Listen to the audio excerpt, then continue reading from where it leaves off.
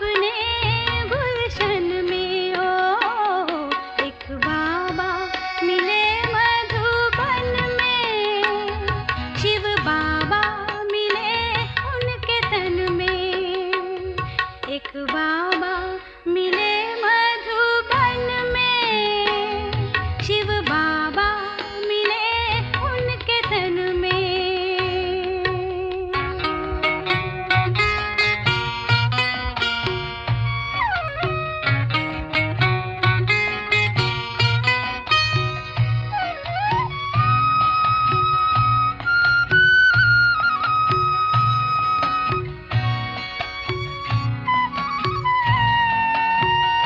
उनको देख के फिर याद आई पुरानी हमें, उनको देख के फिर याद आई पुरानी हमें। कल्प पहले वाले हैं ये बाबा, ये तो मिलते हैं हर संगम में ओ एक बाबा मिले मधुबन में, शिव बाबा मिले उनके तन में। एक बाबा मिले मधुबन में, शिव बाबा मिले उनके तन में।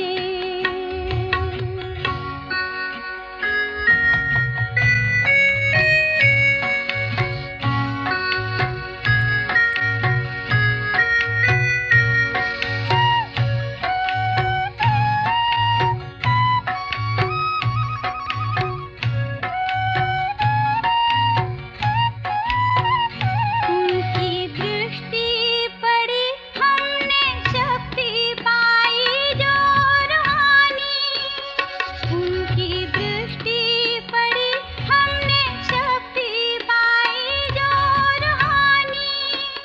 पाया जन्मों का खोया सहारा, नूर पाया था उन नैनन में ओ एक बाबा मिले मधुबन में, शिव बाबा मिले उनके तन में। एक बाबा मिले मधुबन में, शिव बाबा मिले उनके तन में। एक बाबा मिले मधुबन में, शिव बाबा मिले उनके तन में। दोनों बाबा मिले एक आंगन में, वो आंगन है मधुबन में ओ एक बाबा मिले मधुबन में, शिव बाबा मिले उनके तन में।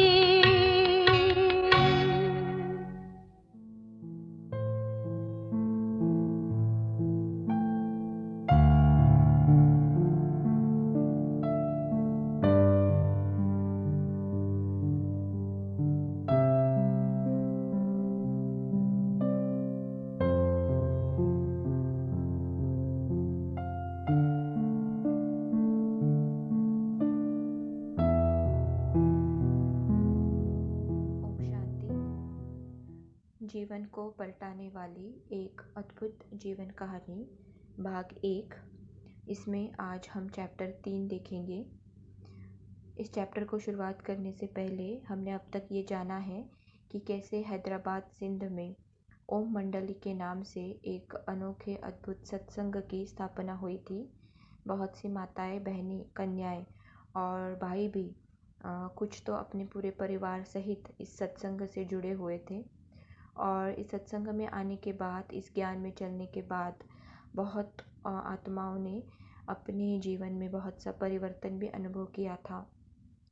परंतु इस ज्ञान मार्ग में चलते, इसके नियमों पे, धारणाओं पे चलते हुए कैसे इन माताओं को, कन्याओं को, बहनों को अलग अलग परीक्षाओं को या विघ्नों का सामना करना पड़ा। इस सत्संगों को भी अलग अलग विघ्नों से, परीक्षाओं से पार होना पड़ा। इन सब बातों को हम इस तीसरे चैप्टर में देखेंगे। चैप्टर का नाम है लोकलाज, भय और निंदा की परीक्षाओं से पार होना। जैसे कि ये सभी माताएं या बहनें अपनी पवित्रता की, ब्रह्मचर्य व्रत की इस धारणाओं पे कड़ी होके, इन नियमों का पालन करके इस ज्ञान मार्ग में, इस सत्संग में चल रही थी, क्योंकि स्वयं परमात्मा द्वारा दी गई हुई ये आज्ञा थी पवित्रता का पालन या ब्रह्मचर्य व्रत का पालन करना। तो परमात्मा के ऊपर निश्चय बुद्धि हो, परमात्मा के प्यार का अनुभव करते हुए जब ये माताएं इस धारणा का पालन कर रही थी, तो इन बहनों को आगे चलकर इन कुछ बातों का सामना करना पड़ा। जैसे कुछ माताएं जो इस यज्ञ से जुड़ी हुई थी, जिनके पति भी कुछ समय से व्यापार के काम से जबकि विलायत में गए हुए थे, और अब इस समय पर जब वो वापस आ चुके थे, तो वापस आने के बाद इन पतियों ने अपने पत्नी से अपने काम विकार के जब मांग की, तो जैसे कि पत्नियों ने अपने पति को इस बारे में सब सत्यता से बताया कि कैसे यहाँ इस सत्संग में स्वयं परमात्मा आकर ज्ञान सिखाते हैं, और उनके ही आज्ञा अनुसार हम इस नियम का पालन करना चाहते हैं। तो बहुत ही नम्रता से इन बहनों ने अपने पतियों को समझाया था कि कैसे इस विकारी गृहस्थ आश्रम को हम पवित्र गृहस्थ आश्रम बनाना चाहते हैं, इस वैशाल्य भरे जीवन को कैसे हम शिवालयमय बनाना चाहते हैं। और जबकि अब हमें इस आत्मा का ज्ञान, परमात्मा का ज्ञान मिला है, तो अब हम आपको जो है वो आत्मिक दृष्टि से देखते हैं, तो आप हमें अपने इस नियम का पालन करने में सहयोग देना। ऐसे बहुत ही नम्रता से पति, ये जो बहनें हैं अपने पति को समझाती थी। वो ये भी कहते थे कि जो भी गृहस्थ के कर्तव्य है, हमारी जो भी जिम्मेवारियां है, हम सब कुछ पूरा करेंगे, लेकिन हम इस नियम को पालन करते, इस ज्ञान में चलते हुए हम अपने सारे कर्तव्य को पूरा करेंगे। यहाँ तक माताएं अपने पतियों को ये भी समझाते थे कि यदि आपको अगर थूकना भी है, तो हम पीकदान की बजाय अपने हाथ को अपने आपके सामने करेंगे, लेकिन आप हमें इस पवित्रता के लिए, ब्रह्मचर्य के लिए सहयोग देना। और इस एक जन्म में, वो भी बहुत थोड़े समय के लिए, हम इस मार्ग पर चलना चाहते हैं। तो ऐसे बहुत ही नम्रता से और बहुत ही प्यार से माताएं जो है वो अपने पतियों को समझाती थी कि आप हमें इस पवित्रता का, ब्रह्मचर्य का पालन करने देना। परंतु जैसे कि देखा गया कि इतना नम्रता से समझाने के बाद भी, निवेदन करने के बाद भी उसका कुछ फ़ायदा हुआ नहीं, क्योंकि जो थे पति जो थे वो जैसे कि काम वासना से, जैसे कि काम भोग के लिए बहुत व्याकुल थे, और इसी आधार से, इसी वजह से, जैसे कि क्रोधवश उन्हें कुछ सोचता नहीं था, तो वो अपनी पत्नियों को बहुत मारपीट करते थे, और उनको बहुत तकलीफ़ भी देते थे। और वो इस हालत में नहीं थे कि वो जो भी समझाया जा रहा है उसको समझ सके। तो कुछ तो ऐसे भी हुआ था कि कुछ महिलाओं को या कुछ माताओं को उनके पतियों ने बहुत बुरे तरीके से मारा और पीटा था, और बहुत उन्हें चोट लगी थी, जैसे कि खून भी निकल रहा था। और उन पतियों से, उन पत्नियों से उनके सारे जेवर, उनका जो स्त्री धन था, वो सब निकाल कर उन्हें घर से भी निकाल दिया गया था। फिर जब दूसरे दिन ये अत्याचार हुए, माताएं जब ओम मंडली सत्संग में आके पहुंची, और उन्होंने अपना सारा हाल बाकी माताओं को सुनाया, दिखाया, तो जैसे कि उनको देखकर जो सत्संग में जो अन्य माताएं थी, उनको भी बहुत उनके ऊपर रहम आया, और वो भी इस सोच में पड़ गई कि क्या इस समाज में स्त्रियों का बस यही मान है कि जिसे धर्म पत्नी कहा जाता है, वो जब धर्म के मार्ग पर चलती है, तब क्या अपने मत अनुसार वो साधना करने का भी उसे क्या इस तरह से दंड मिलता है। तो अर्धांगिनी एक तरफ से उसे कहते हैं, लेकिन दूसरी तरफ अपनी, जैसे कि काम वासना पूरी न होने की वजह से उनके ऊपर पशु की तरह अत्याचार किया जा रहा है। तो इस हालात को देखा गया था। तो इन माताओं का या इन सब परिस्थितियों को देखते हुए जैसे कि अपनी ही माता जाति का इतना तिरस्कार देखा और उनके ऊपर जो अत्याचार हो रहा था उनको देखकर कुछ माताओं ने या कुछ कन्याओं ने स्वयं ही अपनी ही तरह से पवित्र रहने का निर्णय भी लिया था। फिर उसके आगे यह सब कर कर कर ही सब उन जो पति थे इनका क्या कहे पूरा नहीं हुआ, तो उन्होंने आगे जाकर इसके विरुद्ध ओम मंडली के विरुद्ध कमेटी बनाई। कमेटी ऐसे बनाई कि उन्होंने पंचायत को साथ लिया और कुछ जो विरोधी लोग थे उनको साथ लेकर वो बाबा के पास भी आए थे और उन्होंने कहा कि आप इन माताओं से कहे कि आप अपने पतियों का कहना माने और उनकी जो भी इच्छाएं हैं वो आप उन्हें पूरी करें।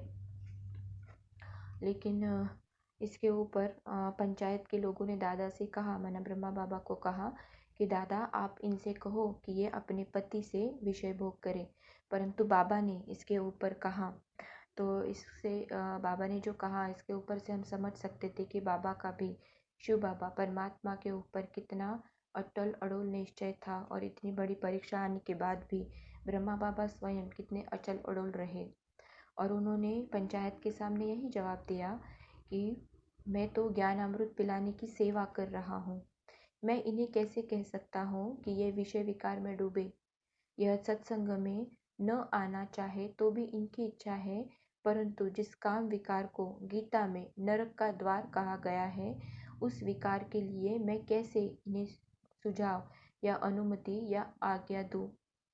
बाबा ने उनको यह भी कहा कि मेरी अपनी लौकिक पुत्री भी ब्रह्मचर्य व्रत का पालन करती है। मैं स्वयं भी आश्चर्यचकित हूँ कि ब्रह्मचर्य की यह आज्ञा इन्हें और मुझे भी कौन देता है। इन्हें बड़ों का कहना तो मानना चाहिए, परंतु ये क्यों नहीं मानती, ये भी उस परम पिता की आज्ञा के कारण विवश है और मैं भी। तो बाबा ने ये भी कहा आगे कि मैं तो इन आत्माओं का एक सेवक हूँ, मुझे तो प्रभु ने इनकी सेवा के लिए निमित्त बनाया है, तब मैं इनका सेवक इन्हें आज्ञा कैसे कर सकता हूँ। देखो ये कोई मेरे आज्ञा पर नहीं, बल्कि जो इनको ज्ञान देने वाला है वही मुझे भी अपने आज्ञा पर चला रहा है। अतः आज्ञा देने वाला कोई और है, मैं तो स्वयं ही आज्ञा का पालन करने वाला सेवक हूँ। तो बाबा ने कहा कि इस तरह बाबा ने कहा कि यह तो इनके घर का आपसी मामला है, मैं इसमें कैसे दखल दे सकता हूँ। तो बाबा भी ये बहुत अच्छी तरह से समझते थे कि कैसे ये माताएं जो थी, जो स्वयं परमात्मा के ऊपर जो इनके अनुभव के आधार से बाबा के साथ जुड़ी थी, तो परमात्मा के आज्ञा का पालन कर रही थी और वो किसी भी हालत में अपने इस पवित्रता की धारणा को तोड़ना नहीं चाहती थी। फिर इसके आगे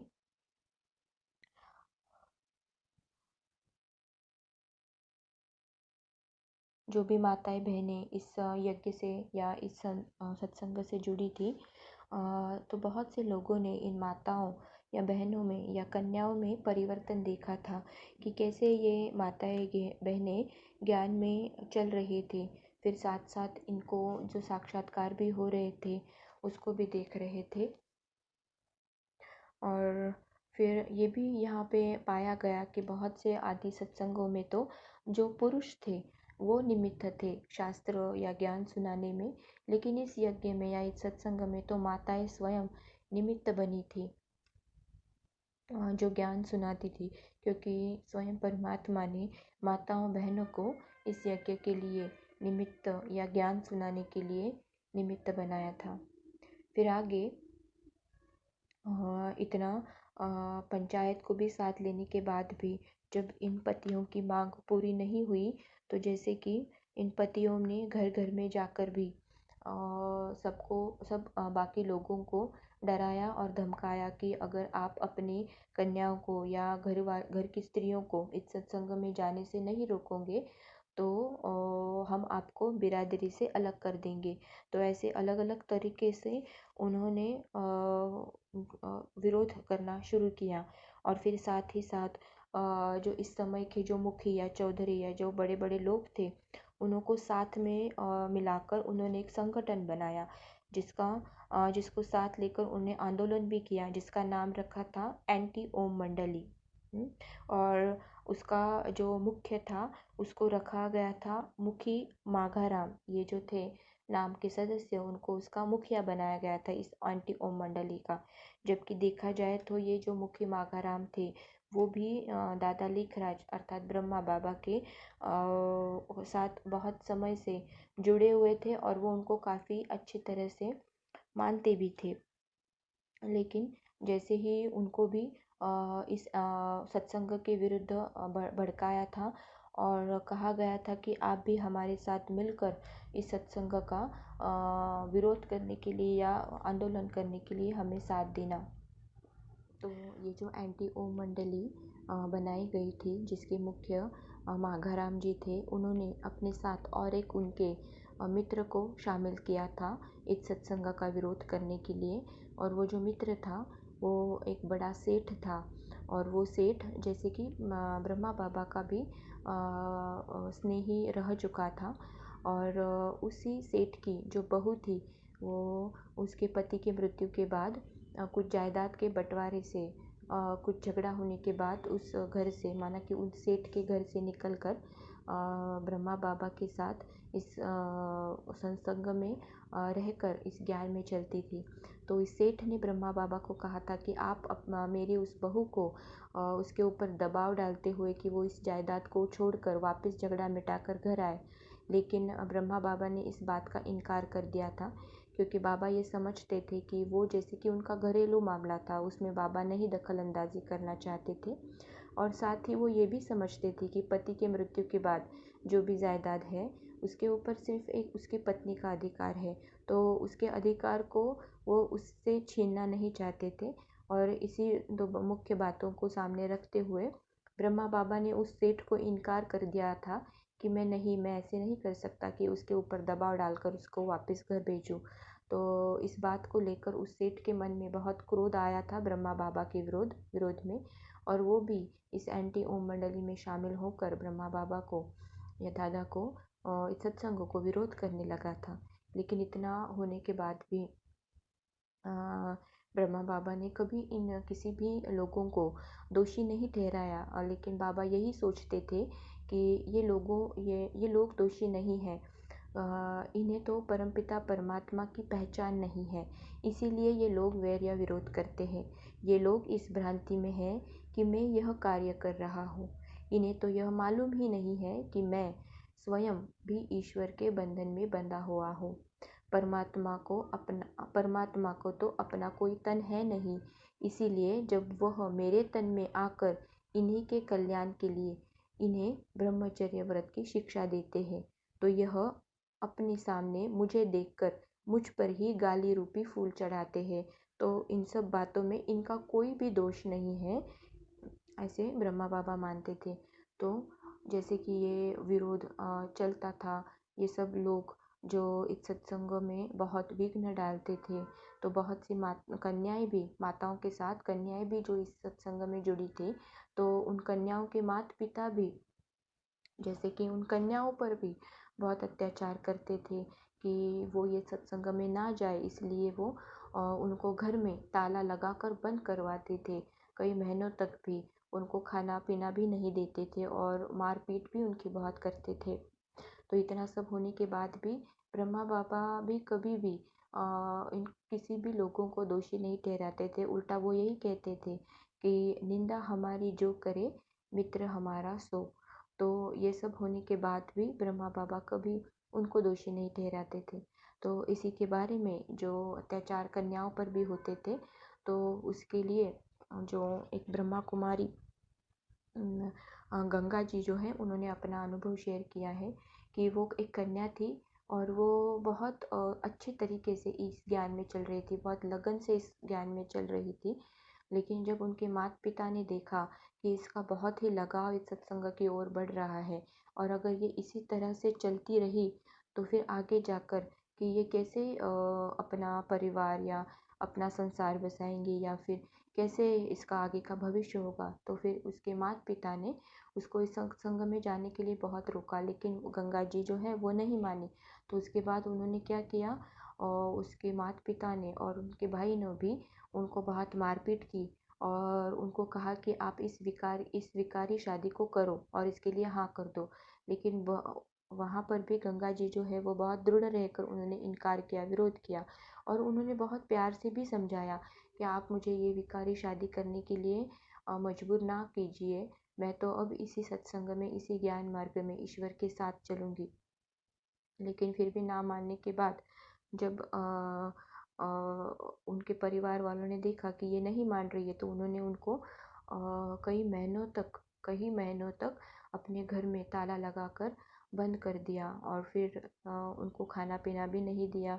और फिर बीच बीच में जाकर जब पूछते थे क्या क्या अभी आप मेरा कहना नहीं मानोगी, तो भी जो गंगा जी जो है उन्होंने अपने घर वालों का कहना नहीं माना।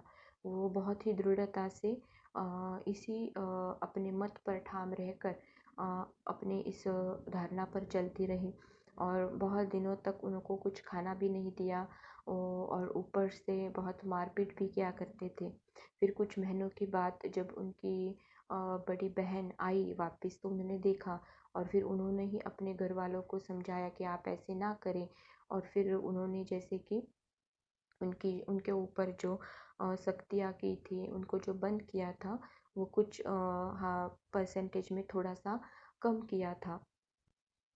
तो ये करते करते ही जैसे चारों तरफ से इन सभी बातों का विरोध होता रहा, तो बहुत सी कन्याएं माताएं इनका जैसे कि आप ही अपने घर वालों से या अपने संबंधियों से जैसे कि मोह टूट गया था, क्योंकि वो समझ चुकी थी अगर हम इस विकारों रूपी मार्ग पर चलते हैं तो ही हमारे घर वाले अपना हमें साथ देते या फिर हमसे प्यार करते हैं। तो जैसे कि आप ही उनका अपने घर वालों से मोह छूट गया था और वो जैसे कि अपने प्रतिज्ञा पर और ही दृढ़ होकर चलने लगी थी। फिर आगे जाके है कि जहाँ पर ये सब सत्संग चलता था, वो जो लाखा भवन था, उस लाखा भवन को भी आग लगाई दी गई थी। उसके बारे में ये जो वृत्तांत है वो आगे है। इसमें ऐसे लिखा है कि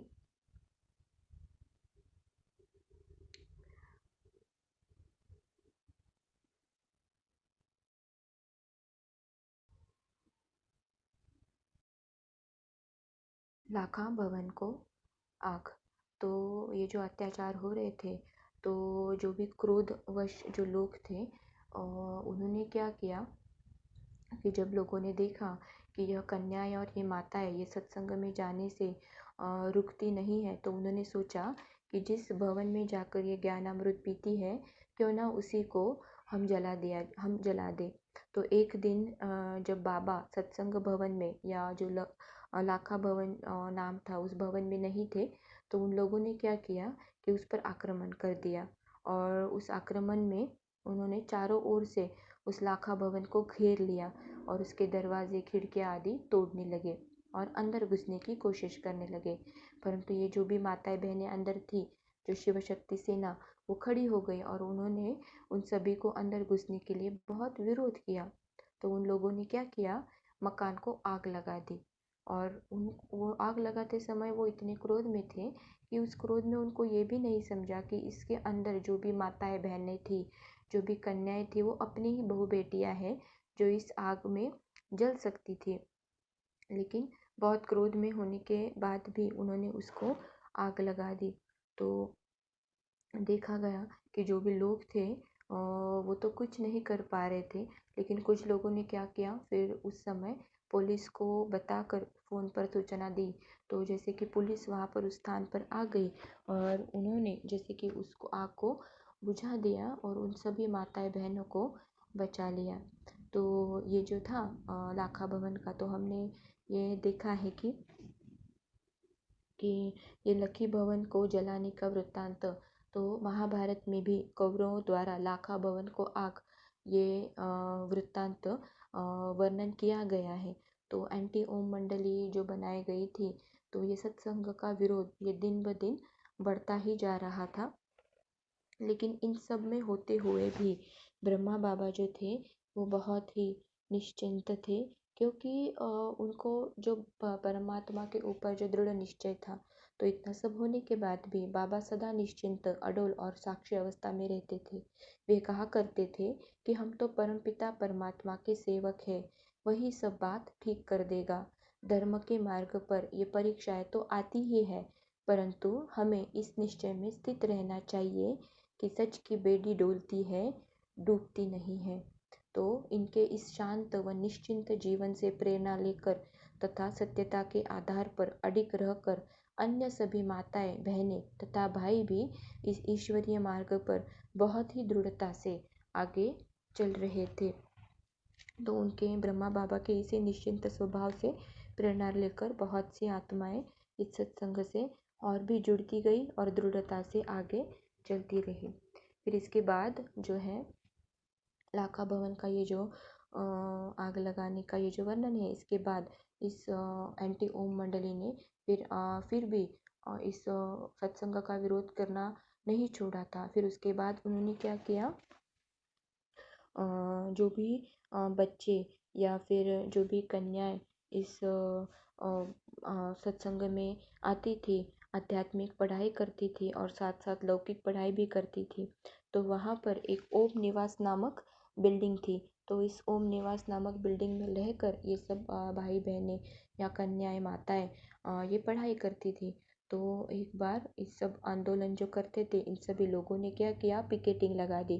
तो उन्होंने क्या किया, ओम निवास के बाहर ये जो भी उपद्रवी लोग थे, उन्होंने क्या किया, सभी ने घेरा डाल दिया और रास्ता रोक दिया। किसी को भी अंदर नहीं जाने दिया और अंदर से किसी को भी बाहर नहीं जाने दिया। तो ये जो पिकेटिंग थी, तो 3 दिन तक रोज़ इन लोगों ने धरने लिए।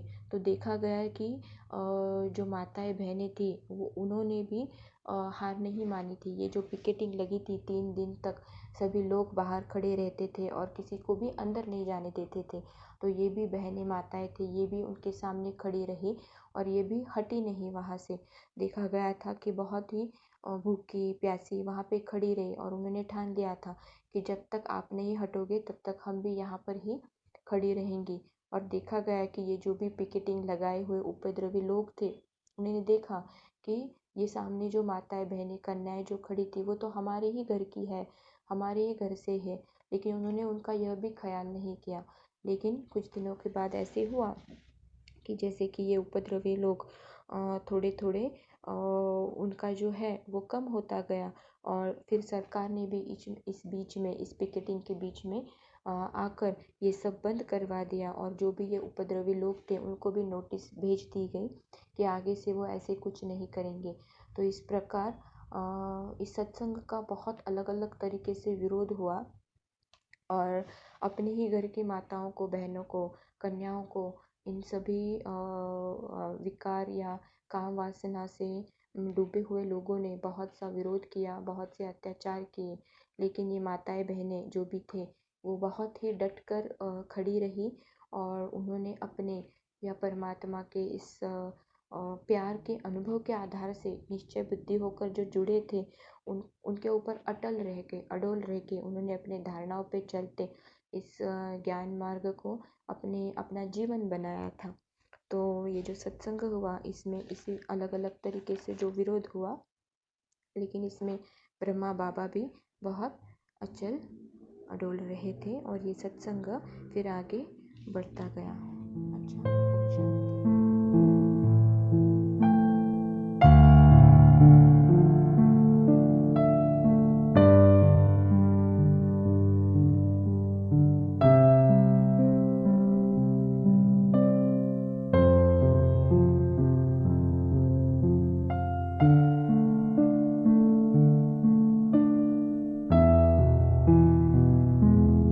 ओम शांति। ओम शांति। 4th चैप्टर है ब्रह्मा बाबा की एक अद्भुत जीवन कहानी का 4th चैप्टर है। विघ्न विनाशक प्रभु ने विघ्नों से कैसे पार किया। इसमें अब शांत वातावरण पैदा करने के लिए पिताश्री अथवा बाबा तो प्रायः कराची में ही रहने लगे थे।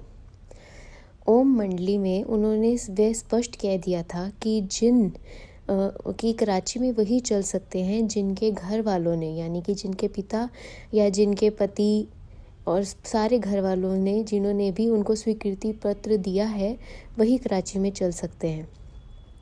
अब जिन माताओं बहनों को उनके घर वालों ने स्वीकृति पत्र दे दिया था, वो जाकर बाबा के साथ कराची में रहने लगे।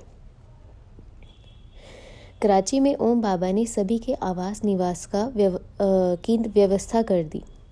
वहाँ छावनी में शांत वातावरण में 5 अच्छे बंगले ले लिए गए थे।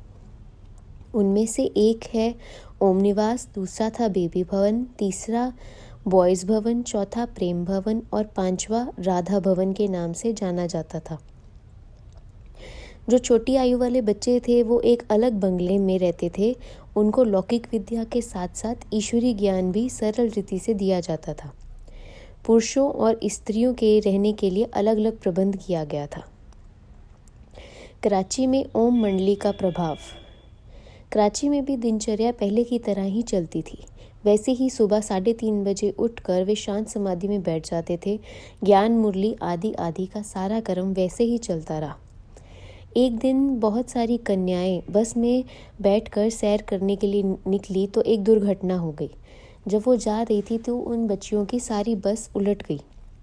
कईयों को चोट आई, कईयों को कुछ एक को शरीर से थोड़ा रक्त भी निकला।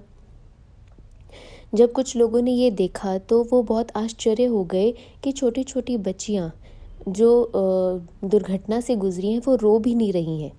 उनके चेहरे पे ना दुख है, ना दुख के कोई चिन्ह दिखाई दे रहे थे। और वो सोच रहे थे कि अगर बस में कोई और बच्चे होते तो वो चिल्ला कर बुरा हाल कर लेते, परंतु वहाँ तो सभी कह रहे थे, मैं तो आत्मा हूँ, मैं तो शांत स्वरूप हूँ। सभी को अस्पताल ले जाया गया। वहाँ सब की मरहम पट्टी हुई।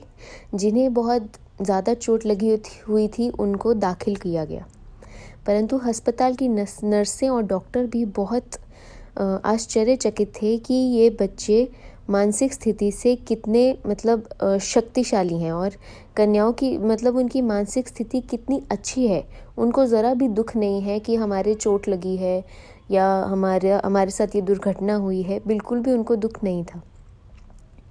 और एक कन्या ने बाबा को सूचित किया तो बाबा ने जब ये सुना तो उनके चेहरे पर भी कोई दुख का चिन्ह नहीं था। उन्होंने कहा, अच्छा बच्ची, चलो अब हॉस्पिटल चलते हैं। जो भावी थी सो हो गई। तो पहले तो बाबा जहाँ दुर्घटना हुई थी वहाँ गए, फिर उसके बाद अस्पताल गए।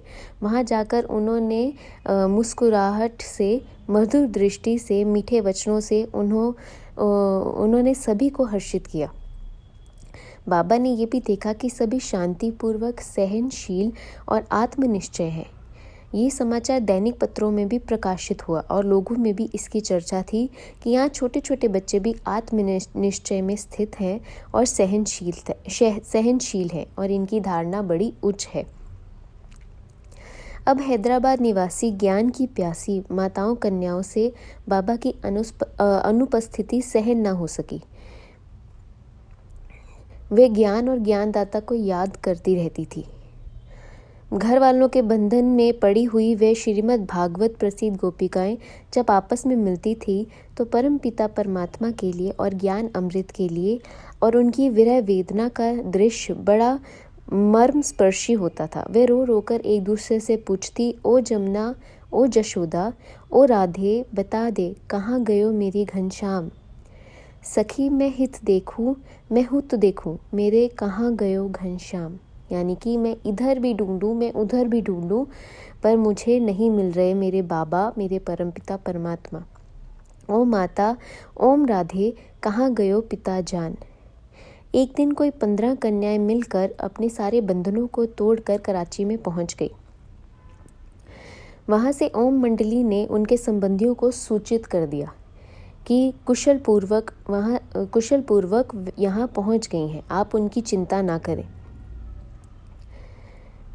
तो अब एनटीओ मंडली के सदस्यों ने और बाकियों ने देखा कि इतने जुर्म ढहने के बाद भी ये कन्याएं माताएं अपने सारे बंधन तोड़कर यहाँ से चली गई हैं।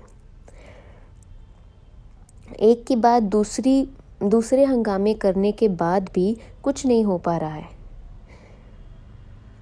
अतः मुखियों ने सिंध के मंत्रिमंडल पर जोर डालना शुरू किया और तत्कालीन अल्लाह बख्श मंत्रिमंडल के हिंदू मंत्रियों को इस बात पर बाध्य कर दिया कि वे मुख्यमंत्री को धमकी दे कि यदि उन्होंने ओम मंडली पर प्रतिबंध ना लगाया तो वे त्याग पत्र दे देंगे, जिससे कि जो उनका मंत्रिमंडल है वो टूट जाएगा।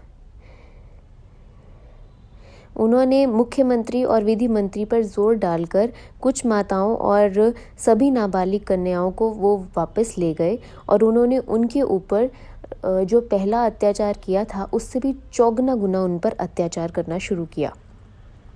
यहाँ तक कि एक कन्या के ऊपर तो उन्होंने इतने सितम ढाए कि उसका देहांत भी हो गया।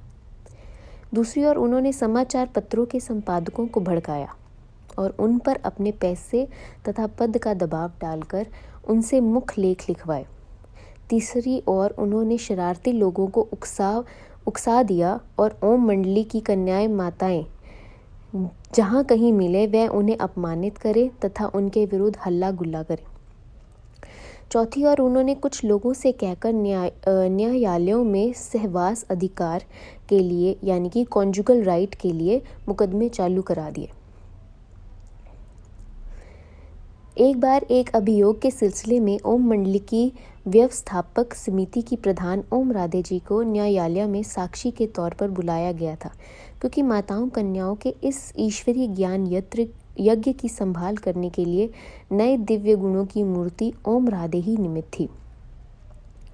लोगों ने सोचा कि ओम राधे जी से उल्टे पुल्टे सवाल पूछेंगे, उनको अपमानित करेंगे तो वो ये सब छोड़ देंगी, है ना। परंतु ऐसा कुछ नहीं हुआ, इसके विपरीत ही हुआ। उस न्यायालय के विचित्र दृश्य और उसमें मजिस्ट्रेट से हुए प्रश्न उत्तर का उल्लेख ब्रह्मा कुमारी प्रकाश मणि जी इस प्रकार लिखती हैं। कोर्ट में कौतुक।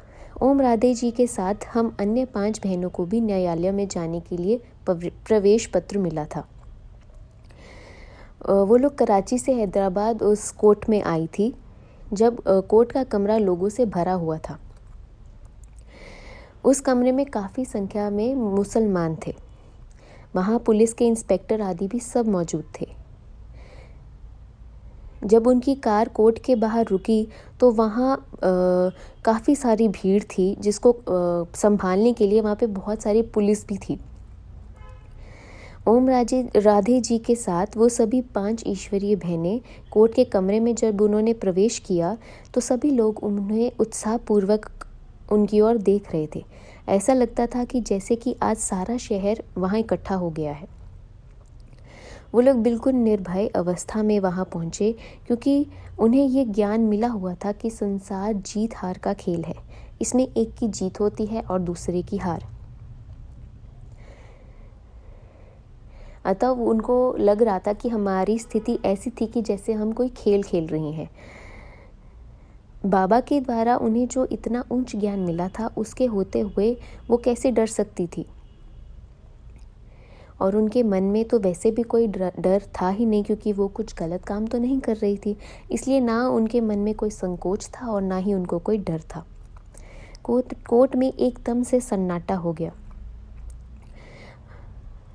उन 5 बहनों को कुर्सियों पे बिठा दिया गया और उनमें से ओम राधे जी को गवाही के लिए कटघरे में बुलाया गया। तो ओम राधे जी का व्यक्तित्व उस समय एक शक्ति जैसा दिख रहा था। श्वेत वस्त्रों में सौम्य स्वभाव वाली वह एक देवी सी प्रतीत हो रही थी, जैसे कि आकाश से वहां उतरी हो। तो ओम राधे जी जब कटघरे में खड़ी हुई तो वहां जज साहब ने उन्हें कहा कि पहले गीता पर हाथ रखकर आप कसम खाइए कि आप जो कुछ भी बोलेंगे सच बोलेंगे। ओम राधे जी ने कहा, क्या कसम उठाना है, क्या बोलना है। तो जज साहब ने कहा, आप गीता को हाथ में उठाइए और ये कहिए कि मैं भगवान को हाजिर नाजिर देखकर जो कुछ कहूँगी सच कहूँगी। मम्मा ने जज साहिब से कहा, मैं इन आँखों से तो सिर्फ आपको हाजिर नाजिर देखती हूँ, भगवान को तो मैं हाजिर नाजिर देखती ही नहीं, तो मैं फिर झूठी कसम कैसे ले लूँ? जब मैं भगवान को हाजिर नाजिर देखूंगी तो उनकी कसम खाऊंगी, अभी तो मैं सिर्फ आपको हाजिर नाजिर देखती हूँ। मैं तो आप आत्मा को ही जज के रूप में देखती हूँ, इसलिए अगर आप कहें तो मैं ये कसम उठा सकती हूँ कि मैं आप आत्मा को जज के रूप में हाजिर नाजिर देखकर जो कुछ बोलूँगी सच बोलूँगी। जब उन्होंने ये बात बोली तो पूरा कोर्ट आश्चर्य होकर उनको देखने लगा और कुछ तो हंसने भी लग गए और कईयों ने ताली भी बजाई। फिर जज ने उनको कहा, मैं कोई भगवान थोड़ी हूँ कि आप मेरी कसम खाएंगी। भगवान के नाम पर कसम उठाना ये इस कोर्ट का लॉ है, हम इस विधान को तोड़ नहीं सकते। फिर मम्मा ने कहा, जज साहिब आप स्वयं ही कहते हैं कि सच बोलो, तब भला विचार कीजिए कि जब मैं ईश्वर को हाजिर नाजिर देखती ही नहीं हूँ तो मैं झूठी कसम कैसे खा सकती हूँ। और आज हर एक के मन में काम क्रोधित विकार ही भरे हुए हैं, तो फिर मैं क्यों खाऊं ये झूठी कसम।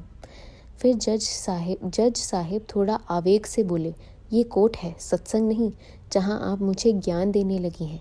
यहाँ तो कानून चलता है, यदि आप यहाँ इस कानून को तोड़ेंगी तो आपको अदालत की हतक यानी कि अपमान के आधार पर गिरफ्तार किया जाएगा। तो मम्मा ने उनको बोला, जैसे आप इस कोर्ट की हतक नहीं कराना चाहते, वैसे ही मैं ईश्वर जो कि आपका और हम सब का पिता है, उसका अपमान अथवा उसकी हतक कैसे करा सकती हूँ। गीता में भगवान के ही महावाक्य हैं कि जब धर्म की गलानी होती है तब मैं आता हूँ, तो फिर भगवान इस संसार में हाजिर कैसे हुए। परमात्मा तो ज्ञान स्वरूप, आनंद स्वरूप, प्रेम स्वरूप और निर्विकारी है, परंतु आज हर एक के मन में काम क्रोधादि विकार है और अशांति भी है। तब भला परम पवित्र परमात्मा सब में हाजिर नाजिर कैसे हुए।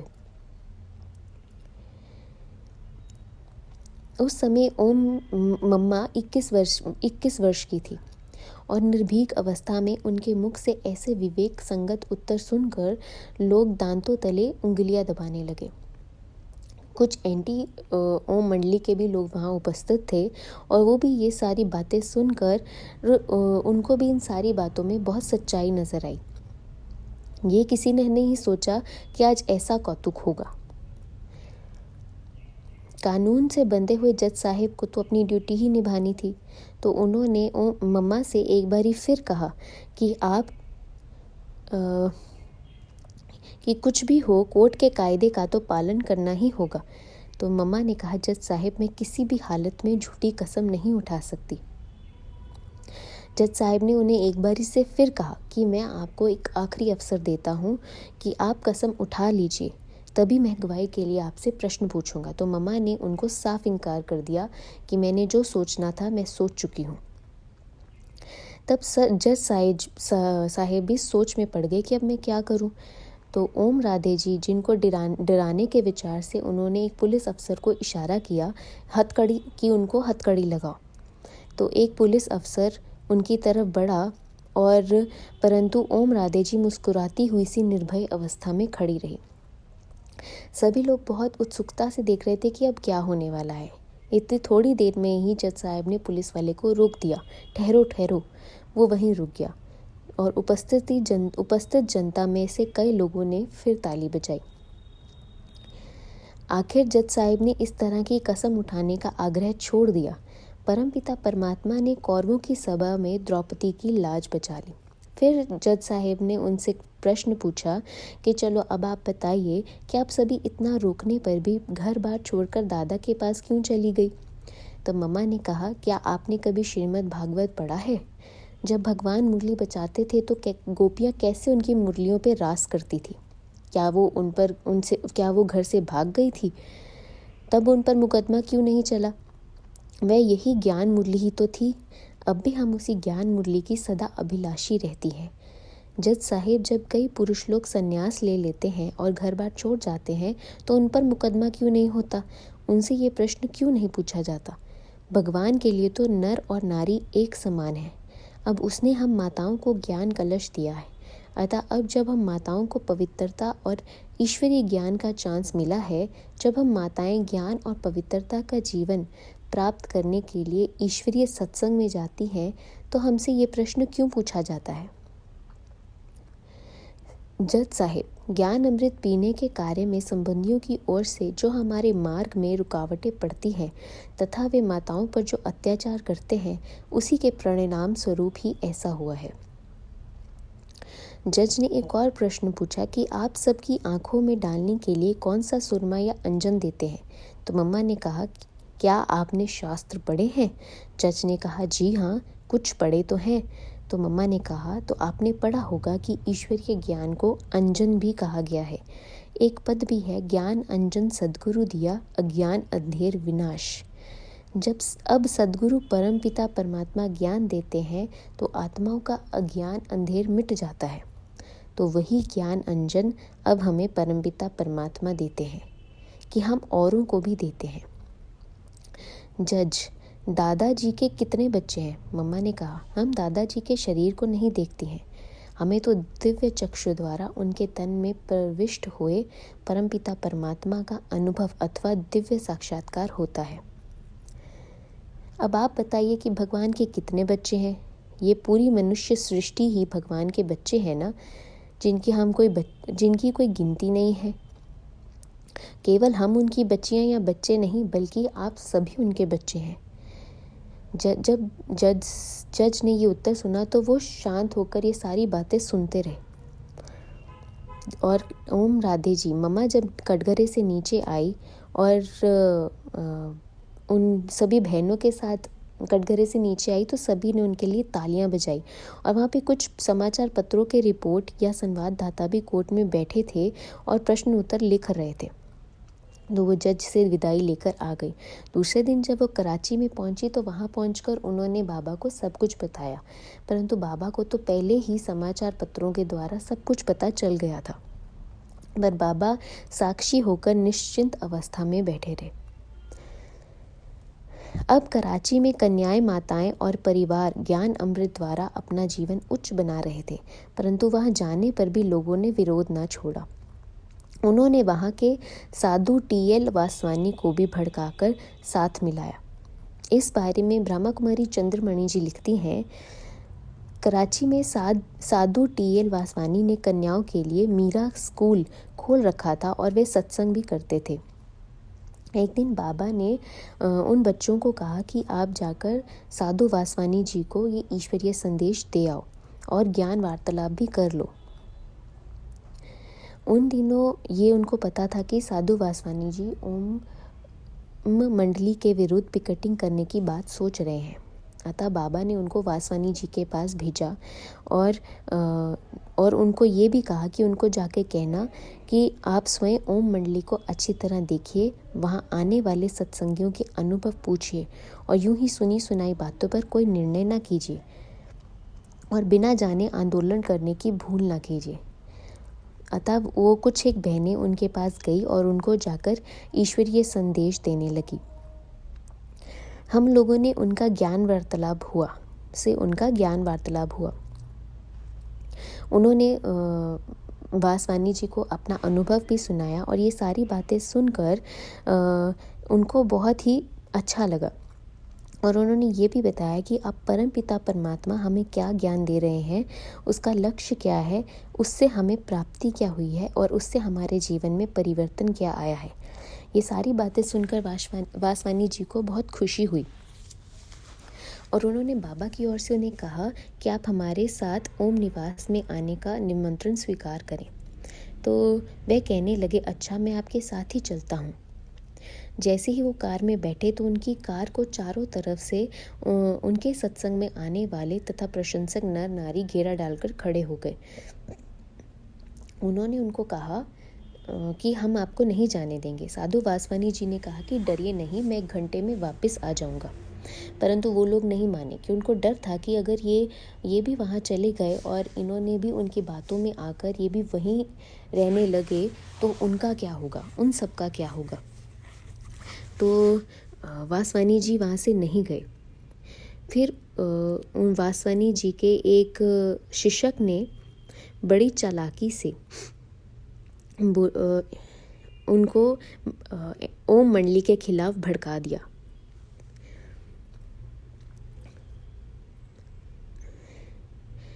आखिर वासवानी जी कार से उतर आए और बोले कि दादा से मिलने का बहुत ही मन था, परंतु अभी नहीं चल सकूंगा, फिर कभी आऊँगा। अब वासवानी जी के शिष्य और मुखी लोगों ने उन्हें खूब भड़काया। एक दिन आया कि साधु वासवानी जी भी एंटी ओम मंडली के साथ मिलकर ओम निवास के बाहर पिकेटिंग करने लगे। हजारों लोग वहां इकट्ठे हो गए। सभी ने बहुत ज़ोर से आक्रमण किया और वो सभी दीवार तोड़कर अंदर चले गए। तो वहाँ पर एकदम से पुलिस आ गई और सबको उन्होंने वहाँ से भगा दिया और वासवानी जी को भी पुलिस ले गए। साधु वासवानी जी श्री कृष्ण के भक्त थे और गीता में उनकी बहुत श्रद्धा थी। यदि लोग उन्हें ना भड़काते और वे एक बार दादा से सम्मुख ज्ञान वार्तालाप करते तो वे पिकेटिंग ना करते, बल्कि बहुत ही खुश होते। पर पिकेटिंग के वातावरण से माहौल और भी बिगड़ गया। चुनाचे हिंदू सदस्यों और मंत्रियों ने मुख्यमंत्री तथा विधि मंत्री पर दबाव डाला और उन्हें धमकियां भी दी। इस सिलसिले में मुख्यमंत्री तथा विधि मंत्री ने सिंध की विधानसभा में जो भाषण दिए वे बहुत ही तथ्यपूर्ण हैं।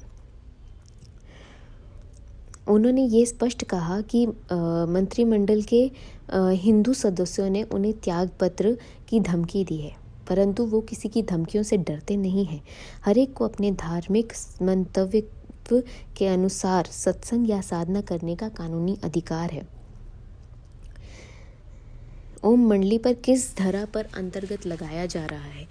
उन्होंने हजरत मोहम्मद का उदाहरण देते हुए तथा अन्य सुधारकों का हवाला देते हुए ये भी कहा कि शुरू में वे लोग भी संख्या में थोड़े होते थे और उन पर भी लोगों ने अत्याचार किए थे।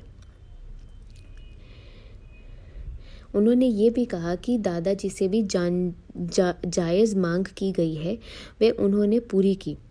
उन्होंने ये भी कहा कि वास्तव में ज़्यादती तो एंटी ओम मंडली वाले कर रहे हैं, परंतु जब उन्होंने अंत में ये देखा कि उनका जो मंत्रिमंडल है वो टूट रहा है तो वो भी थोड़े से झुक गए। सरकार ने एक ट्रिब्यूनल नियुक्त किया। उस ट्रिब्यूनल में जो एंटी ओम मंडली के रिश्तेदार थे वो ही उस ट्रिब्यूनल में मेन बने थे सदस्य। तो उसमें से एक था सिंध ऑब्जर्वर यानी कि समाचार पत्र की बोर्ड ऑफ डायरेक्टर्स के चेयरमैन का। वो भी एंटी ओम मंडली का ही पक्ष शुरू से लेता था और ट्रिब्यूनल के इस सदस्य का एंटी ओम मंडली के कुछ एक सदस्यों से रिश्ता नाता भी है, इसलिए जो ये सदस्य था वो तो निष्पक्ष ही है। तो इसी प्रकार अन्य सदस्यों के बारे में भी बताया गया कि एंटी ओम मंडली के वो सभी पक्षपाती हैं। सरकार को फिर आवेदन पत्र दिया गया कि ट्रिब्यूनल में कोई निष्पक्ष व्यक्ति होने चाहिए, या कोई अंग्रेज हो या निष्पक्ष हिंदू हो। इसी अतिरिक्त ये भी कहा कि पिकेटिंग के परिणाम स्वरूप जो वातावरण बिगड़ गया है उसे शांत किया जाए और सेक्शन 144 लागू है जो सेक्शन 144 लागू है उसे हटाया जाए, ताकि ओम मंडली के प्रतिनिधि आपस में मिलजुल सके और वे अपने वकील से भी मिल सके। पुनर्शः ये भी मांग की गई कि ट्रिब्यूनल के सामने वकील को लाने की भी स्वीकृति दी जाए, क्योंकि ओम मंडली की प्रबंध कमेटी की सदस्याएं कानूनी बातों को पेश करने की विधि से अपरिचित हैं। इसके अलावा उन्होंने ये भी कहा कि ट्रिब्यूनल को ये भी अधिकार होना चाहिए कि वह साक्षी के लिए जिन व्यक्तियों को चाहे बुला सके, परंतु इनकी ये सारी मांगें सरकार ने नहीं मानी। एक भी मांग उन्होंने नहीं मानी। ना ही उनके प्रतिनिधियों को वकील पेश करने की इजाज़त दी गई, ना उनके आपस में खुली तरह मिलने जुलने के लिए भी उचित वातावरण पैदा किया गया। अतः ओम मंडली ने ट्रिब्यूनल की बैठकों में सम्मिलित होने से इनकार कर दिया ओम मंडली के बहुतों से सदस्यों ने व्यक्तिगत रूप से ट्रिब्यूनल को लिखा था कि हम भी ट्रिब्यूनल के सामने ओम मंडली के मंतव्यों तथा कार्यों को स्पष्ट करना चाहते हैं। आखिर ट्रिब्यूनल ने ओम मंडली के प्रतिनिधियों की सुनवाई किए बिना एक तरफा निर्णय दे दिया, जिसमें उनसे ये सिफारिश की कि ओम मंडली के सदस्य अलग अलग रहें। ये बड़ा विचित्र निर्णय था, क्योंकि ओम मंडली के सदस्य तो प्रायः परिवार ही थे। क्या पति अपनी पत्नी से, पिता अपने पुत्रों से अलग रहे? ट्रिब्यूनल का इस बात पर तो ध्यान ही नहीं गया कि उसमें तो बहुत सारे कुटुंब भी हैं, यानी कि पूरे की पूरी फैमिली उसमें थी। अतः इस फैसले की कई समाचार पत्रों जैसे कि सिंध गजट में बड़ी आलोचना हुई। बहुत से उन्होंने शिक्षित लोगों ने आवाज़ भी उठाई कि ये अन्याय हो रहा है। हर एक को अपने धार्मिक सिद्धांतों पर चलने की पूरी वैधानिक स्वतंत्रता है और होनी चाहिए। ओम मंडली की तरफ से गवर्नर को भी पत्र लिखा गया। समाचार पत्रों में बहुत इसकी चर्चा हुई कि जिस कानून के अंतर्गत ओम मंडली के सदस्य को अलग रहने के लिए कहा गया है, वह कानून तो इस मामले में लागू ही नहीं होता। वह तो किसी ऐसी संस्था पर लगाया जा सकता है जो उपद्रव करती हो, परंतु ओम मंडली के बारे में तो हाई कोर्ट पहले भी एक बार निर्णय दे चुकी है कि ये लोग शांति प्रिय हैं और समाज सुधारक हैं। किंतु इस संसार में कितना अन्याय है। हाई कोर्ट के भी इस निर्णय पे किसी का ध्यान नहीं गया। मंत्रिमंडल को बचाने के लिए न्याय का खून कर दिया गया और अंत तक ओम मंडली को ये भी न बताया गया कि ओम मंडली के खिलाफ किन किन सदस्यों ने या किन किन उनके जो लोग हैं उन्होंने उनकी तरफ गवाही दी और उसने क्या क्या कहा और क्या क्या उन पर आरोप लगाए गए। आखिर मुख्यमंत्री और विधि मंत्री ने एक उनको सुझाव दिया कि ओम मंडली के लिए 5-6 बंगले खरीद लिए जाएं, जहां पे वो अलग अलग रहेंगे। उन्होंने बहुत उनको आराम से कहा कि ये जो आंदोलन हो रहा है, आप लोगों पर अत्याचार हो रहा है और सरकार ओम मंडली के विरुद्ध कोई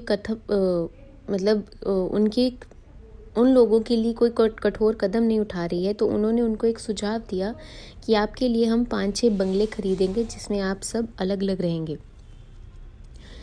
तो बाप अपने बच्चों के मन को खुश करने की कोशिश तो करता ही है, अतः ऐसा ही किया गया। एक बंगले में बाबा और उनके साथ जो उनके संबंधी थे वो रह रहे थे। दूसरे बंगले में एक बंगले में रह रहे थे छोटे बच्चे और जो उनकी लौकिक शिक्षा के अतिरिक्त ईश्वरीय ज्ञान भी लेते थे, जो वहाँ पे एक बंगले में ओम राधे रह रही थी और उनके साथ कुछ कन्याएं रह रही थी, बालिग कन्याएं रह रही थी। एक बंगले में रह रहे थे भाई लोग।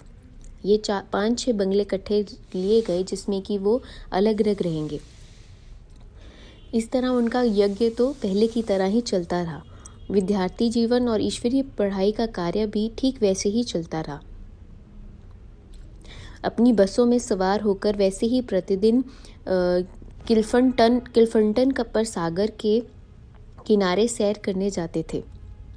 तो कुछ ही थोड़ी समय के लिए लोगों ने झंझट किया, पर जब उन्होंने देखा कि ये लोग हटते नहीं हैं ये सब करने से, तो वो भी पीछे हट गए। उन्होंने भी सब ये विरोध करना बंद कर दिया। और जब उन्होंने सोचा, तो जब उन्होंने देखा कि उन लोगों को परमपिता परमात्मा से वैर करने तथा अपना ही धन और समय व्यर्थ गंवाने के सिवा तो कुछ मिला ही नहीं, उन्होंने सोचा कि एक दिन दादा का पैसा भी खर्च हो जाएगा तो ये सब अपने आप खत्म हो जाएगा। सब माताएं बहनें अपने अपने घर वापस चली जाएंगी। पर उनको ये नहीं पता था कि ये स्वयं सर्वशक्तिवान परमपिता परमात्मा ये ईश्वरीय विश्वविद्यालय चला रहे हैं। उनके द्वारा ही ये उनको डायरेक्शन मिली थी, तो भला ये कैसे बंद हो सकता है। ये किसी मनुष्य द्वारा स्थापित नहीं किया गया है। उन लोगों ने समाचार पत्रों में ये प्रस्ताव छपवा दिया कि कोई भी व्यक्ति ओम मंडली को पैसे ना देवे, ताकि इसका धन समाप्त हो जाए और इस संस्था का अंत हो जाए। परंतु जिस ओम मंडली का आधार त्याग, तपस्या और ईश्वरीय निष्ठा था, उसका लोग कैसे अंत कर सकते थे? उसका कार्य अब शांतिपूर्वक और सुचारू रूप से चलने लगा। जिन कन्याओं को नाबालिग होने के कारण कोर्ट द्वारा उनके संबंधी ले गए थे, वे भी अब वापस आ गई थी, क्योंकि उनके माता पिता ने देखा कि इनकी तो लगन टूट ही नहीं रही, हम कितने अत्याचार कर रहे हैं, क्या कुछ कर रहे हैं, इनकी तो लगन नहीं टूट रही है, और ना ही ये सिनेमा जा रही हैं, फैशन कर रही हैं, मांसाहारी खा रही हैं, कोई विकारी काम भी नहीं कर रही है, और विकारी विवाह आदि के लिए तो हमारा प्रस्ताव मानती नहीं है। तो जब उन्होंने देखा ये नहीं टलती हैं, तो उन्होंने भी उनको उनके हिसाब से जीवन जीने की आज्ञा दे दी और उनको ये बोला कि जीवन को उच्च बनाने की शिक्षा लेने के लिए तुम जाओ। बालिग और बुजुर्ग माताएं तो पहले से ही वहाँ थी ही, उन्हें तो कोई भी वापस जाने की आज्ञा नहीं दे सकता था, क्योंकि वास्तव में तो पहले से ही सबके पति या ससुर ने उन्हें स्वीकृति पत्र दे दिया था कि वह ओम मंडली में ओम राधे के पास जाकर ज्ञान अमृत पी और पिला सकती हैं। नाबालिग कन्याओं के सामने एक और परीक्षा। कुछ बालिग कन्याओं को भी उनके माता पिता किसी मान्य व्यक्ति द्वारा दबाव डलवा कर और बीच बचाव करा के वापस घर ले गए थे। अब वे भी वापस लौट आई, क्योंकि उनकी लगन, निष्ठा, त्याग और सच्चाई से तो मध्यस्थता अथवा बिचौही करने वाले व्यक्ति तथा उनके माता पिता भी अप्रभावित हो गए थे। इस विषय में ब्रह्मा कुमारी मनोहर इंदिरा जी कहती है कि एक दिन की बात है कि 2-3 कुमारियों की माताओं को एंटी ओम मंडली के लोगों ने बहकाया और उनको कहा कि आप ओम मंडली से अपनी बच्चियों को वापस ले आइए, परंतु उन्होंने कहा कि हम तो उन्हें स्वीकृति पत्र लिखकर दे चुके हैं, अतः अगर हम कुछ करेंगे तो वो न्यायालय में जाकर हमारा पत्र दिखा देंगी, तो हम फंस जाएंगे। तो उन्होंने कहा कि अगर आपने ऐसा नहीं किया, तो उन्होंने सुझाव दिया उनको कि आप ऐसे करो, अच्छा हम आपको दूसरा उपाय बताते हैं, अगर आपने ऐसा नहीं किया तो वो उनको बिरादरी से निष्कासित कर देंगे, निकाल देंगे और उनको क्षति पहुंचाएंगे। इस प्रकार उन्होंने उन माताओं को डराया और उन्होंने एक धनाढ्य एवं प्रसिद्ध व्यक्ति शिवरतन मोहता जी के पास उनको भेजा और उनको कहा, उनके दरवाजे के बाहर बिठा दिया और भूख हड़ताल करने को कहा। जब ये बात शिवरतन मोहता जी के पास पहुंची तो उन्होंने उन माताओं को अंदर बुलाया और भूख हड़ताल करने का कारण पूछा। उन्होंने अनुनय विनय करते हुए उनसे कहा कि दादा को कहकर हमारी कन्याओं को वापस भिजवा दीजिए।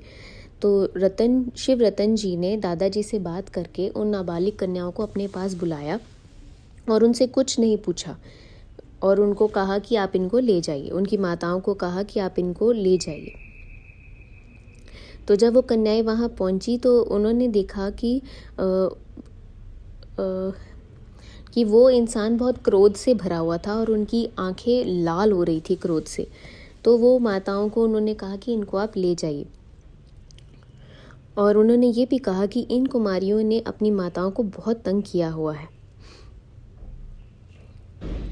उन कन्याओं को ऐसे लग रहा था कि जैसे कि कंस उन कन्याओं को शिला पर पटक पर मार रहा हो। परंतु वो बाहर जाकर कार में तो बैठ गई, परंतु उनके मन में एक विचार आया कि हे शक्तियाँ, तुम इनसे डरो मत, इनको ईश्वरीय संदेश देती जाओ, आप ही तो इनके उद्धार के लिए निमित्त हैं। अतः उनमें से ये ब्रह्मा कुमारी मनोहर इंदिरा जी कार से उतर कर उनके पास चली गई और उन्होंने जाके कहा, हमें आपसे एक बात करनी है। तो शिवरतन जी ने बोला कि क्या बात करनी है?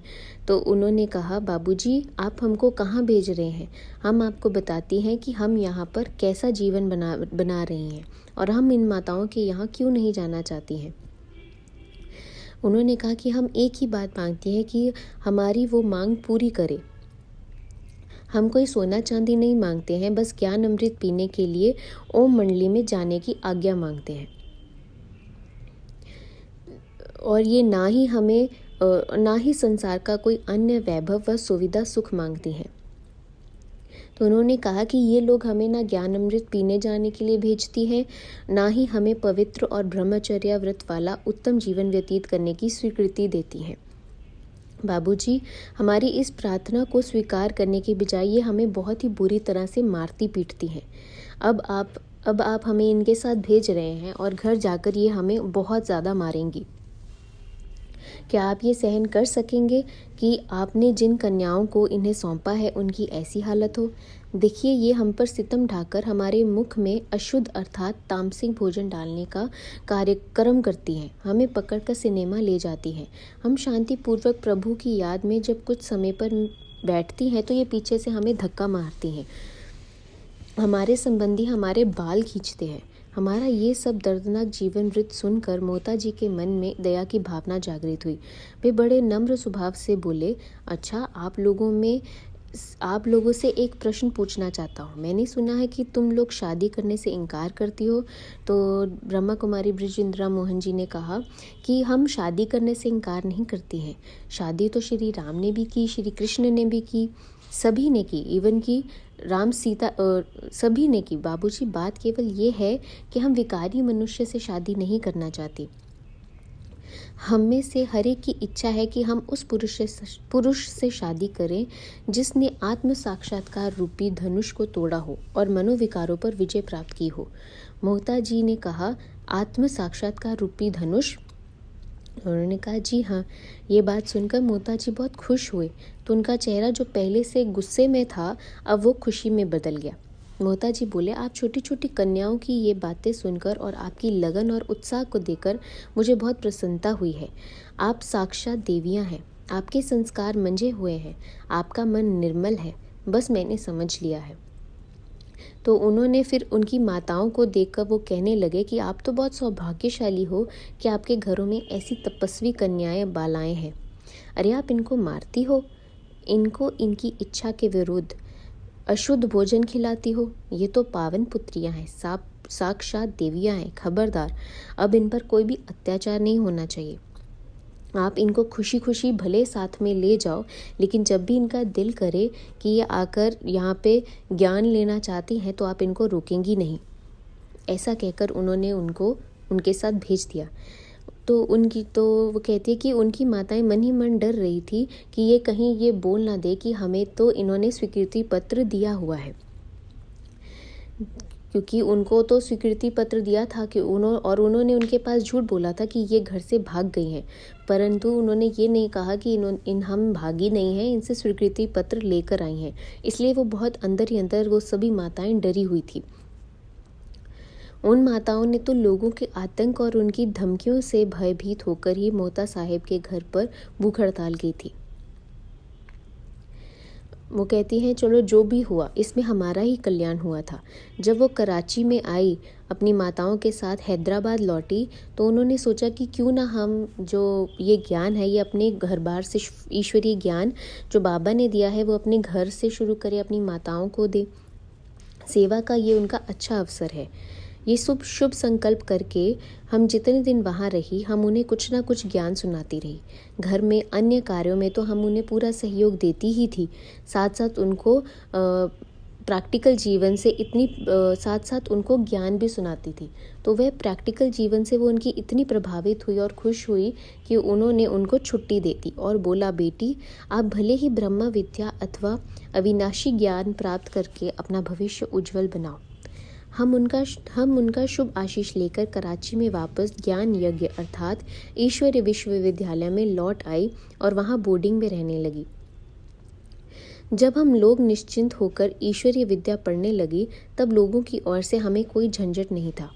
हम लोग लाज, निंदा, भय और आसुरी मर्यादाओं की परीक्षा को काफ़ी हद तक पार कर चुकी थी। अब काफ़ी संख्या में हिंदी, अंग्रेज़ी और आदि भाषाओं में ईश्वरीय साहित्य को छपवा कर लोगों को दिया जाता था। देश भर में हजारों विशिष्ट व्यक्तियों को भी भेजा जाता रहा और इज दिस जस्टिस नाम से भी एक पुस्तक छपवा कर सभी विशिष्ट व्यक्तियों के पास भेजी गई, ताकि उन्हें ये पता चले कि कैसे दबाव, धमकी तथा पक्षपात के वश ओम मंडली से अन्याय किया गया। तो आज संसार में वो कहती कितना अन्याय है। तो परंतु आज लोग तो जानते नहीं कि भगवान ही अवतरित होकर धर्म की पुनर्स्थापना करा रहे हैं। ऐसे समय पर भगवान ने एक और ये बोला है, कहा है, यदा यदा ही धर्मस्य ग्लानिर्भवति भारत अभ्युत्थानम अधर्मस्य तदात्मान सृजाम्यहम्। तो ये चैप्टर था 4th। अच्छा, ओम शांति।